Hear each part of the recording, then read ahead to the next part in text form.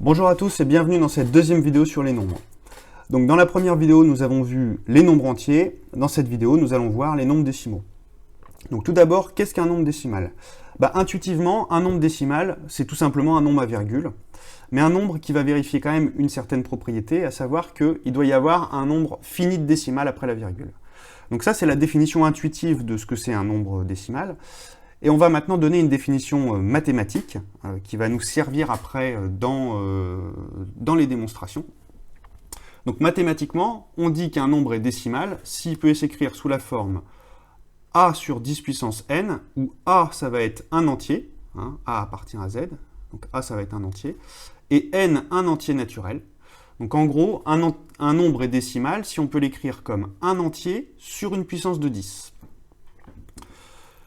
L'ensemble des nombres entiers est noté grand D. Donc à chaque fois, en fait, pour chaque type de nombre, on va associer un nom d'ensemble.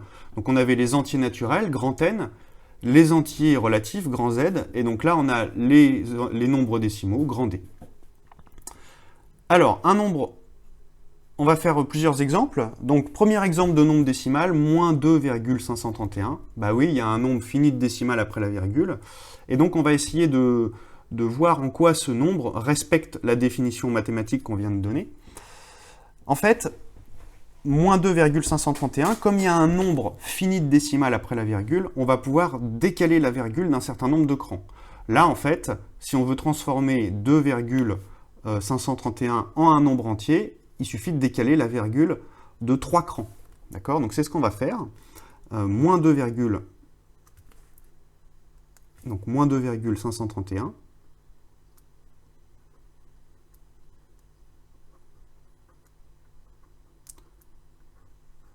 On va essayer de l'écrire sous la forme un entier divisé par une puissance de 10. Donc on a dit, on décale la virgule de 3 crans, donc moins 2531. Et donc, si on a décalé la virgule de 3 crans, ça veut dire qu'on a multiplié par 1000, donc il va falloir aussi diviser par 1000. D'accord? Donc on peut écrire moins 2,531 comme moins 2531 sur 1000. Or, 1000, on sait que c'est 10 puissance 3. Voilà. Donc on a bien réussi à écrire notre nombre décimal comme un entier sur une puissance de 10. Sur 10 puissance 3. Donc là, par rapport à notre définition, a, ça va être égal à moins 2531, et n, ça va être égal à 3. n, ça représente la puissance de 10. Bien, alors, 4/25e. 4/25e, si on le tape sur notre calculatrice, ça va nous donner 0,16. Donc on voit bien que c'est un nombre décimal. Ça s'arrête, il n'y a que 2 décimales après la virgule. Et donc, on va essayer de l'écrire, enfin d'utiliser la définition pour montrer que c'est un nombre décimal. Donc 4/25e, il faudrait qu'on arrive à l'écrire comme un entier sur une puissance de 10. Et donc, en fait, 4/25e, 25, on voit que on va pouvoir facilement le transformer en une puissance de 10. Si on multiplie par 4, on va obtenir 100. Donc, ce qu'on va faire, 4/25e, on va multiplier le numérateur et le dénominateur par 4, de façon à transformer cette fraction en une fraction de 100. Donc ça va nous donner 4/25e est égal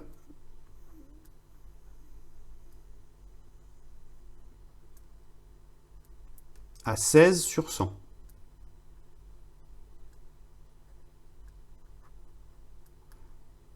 Et donc 100, c'est une puissance de 10, c'est 10 puissance 2. Voilà. Donc en fait, on voit chaque nombre décimal, on pourra l'écrire comme un entier sur une puissance de 10. Il suffit de faire quoi?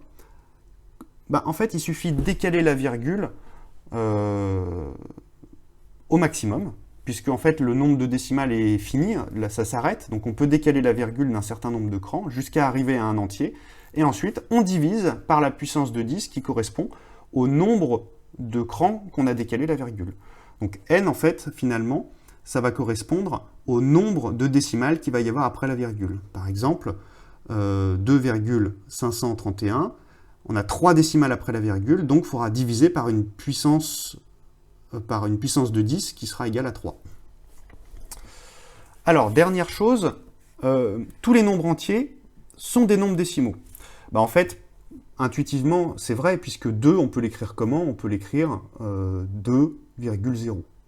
Donc on voit bien qu'il y a un nombre fini de décimales après la virgule. Il n'y en a pas, ou il y en a un, on peut en rajouter un deuxième, mais voilà, on peut l'écrire comme un nombre à virgule avec un nombre fini de décimales après la virgule. Et donc, pour coller à la définition, bah, il faut qu'on arrive à écrire 2 comme un entier sur une puissance de 10. Bah, en fait, l'astuce, c'est d'écrire 2 sous la forme 2 divisé par 1. Et donc, dans ces cas-là, 1, on sait que c'est 10 puissance 0. Donc, on a bien écrit le nombre comme un entier sur une puissance de 10. 10 puissance 0. Donc, les nombres entiers sont des nombres décimaux. Donc, ça veut dire que l'ensemble grand Z, qui contient tous les entiers, eh ben, il va être inclus dans l'ensemble grand D. Bien. Alors, tous les nombres ne sont pas décimaux. Un contre-exemple, un tiers. Un tiers, si on le tape sur notre calculatrice, ça va nous donner 0,333, etc. Et en fait, ça ne s'arrête jamais. Donc, c'est un nombre qui ne contient pas un nombre fini de décimales, il y en a une infinité, et donc il n'est pas décimal. Donc, dans la prochaine vidéo, ce qu'on va faire, on va démontrer qu'un tiers n'est pas décimal, en utilisant justement notre définition mathématique. C'est la fin de cette vidéo, merci de l'avoir visionnée. Tu pourras trouver davantage de ressources sur ma chaîne ou sur mon site internet www.zmath.net. À bientôt!